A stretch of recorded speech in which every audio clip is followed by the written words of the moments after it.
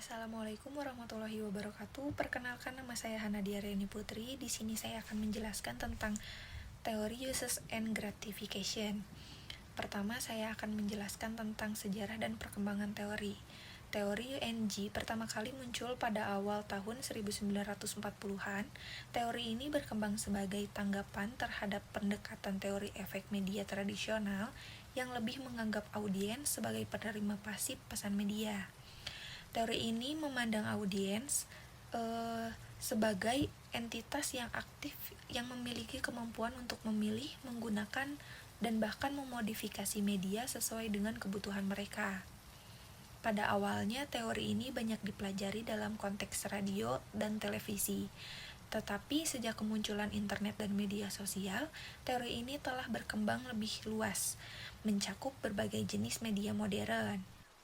Yang selanjutnya ada beberapa ahli yang berperan penting dalam pengembangan teori UNG, yaitu Elihu Katz, salah satu tokoh utama dalam pengembangan teori ini pada tahun 1950-an. Katz mengembangkan konsep dasar bahwa audiens menggunakan media untuk memenuhi kebutuhan tertentu dan aktif dalam memilih media. Yang kedua, J.G. Blumler. Blumler menekankan pentingnya pemahaman tentang tujuan dan kepuasan audiens dalam interaksi mereka dengan media. Yang ketiga, Michael Gurevich menambahkan pandangan tentang bagaimana media digunakan untuk integrasi sosial dan pemenuhan kebutuhan emosional. Selanjutnya saya akan menjelaskan tentang asumsi teori UNG.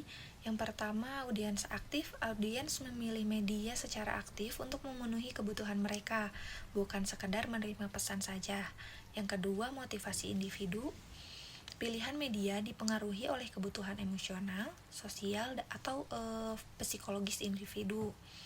Yang ketiga, variasi kebutuhan. Kebutuhan setiap individu itu berbeda yang mempengaruhi pilihan dan cara penggunaan media. Yang keempat, pemenuhan kebutuhan. Kepuasan audiens diukur berdasarkan seberapa efektif media memenuhi kebutuhan atau tujuan mereka. Yang kelima, media sebagai alat.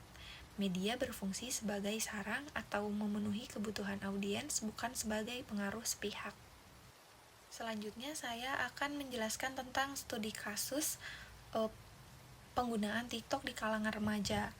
Dalam studi ini meneliti penggunaan TikTok di kalangan remaja untuk memahami kebutuhan yang dipenuhi oleh platform TikTok.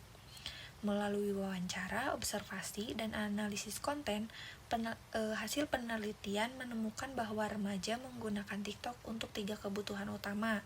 Yang pertama, kebutuhan sosial, untuk berinteraksi dengan teman, mengikuti tren, dan membangun komunitas online. Yang kedua, kebutuhan hiburan dengan menonton video yang lucu atau inspiratif, serta membuat video sendiri. Yang ketiga, kebutuhan informasi dengan mencari informasi terkait musik, fashion, gaya hidup, dan juga belajar melalui tutorial atau juga informasi yang lain. Jadi kesimpulannya, TikTok berhasil memenuhi kebutuhan-kebutuhan tersebut dengan fitur-fitur kreatifnya. Penelitian ini mendukung teori uses and gratification yang menjelaskan bahwa remaja aktif memilih TikTok untuk mendapatkan hiburan, berinteraksi sosial, menjadikan platform yang populer dan memuaskan bagi mereka. Selanjutnya, teori UNG dapat diterapkan dalam pendekatan kuantitatif dan kualitatif juga. Pada pendekatan kuantitatif, yaitu untuk mengukur pola penggunaan media dan gratifikasi melalui survei, atau dalam pendekatan kualitatif untuk memahami motivasi dan pengalaman individu lewat wawancara atau diskusi kelompok. Pendekatan kuantitatif fokus pada statistik, sementara kualitatif menggali pemahaman mendalam. Sekian presentasi yang dapat saya sampaikan tentang teori uses and gratification. Mohon maaf apabila ada salah kata atau salah penyebutan nama. Wassalamualaikum warahmatullahi wabarakatuh.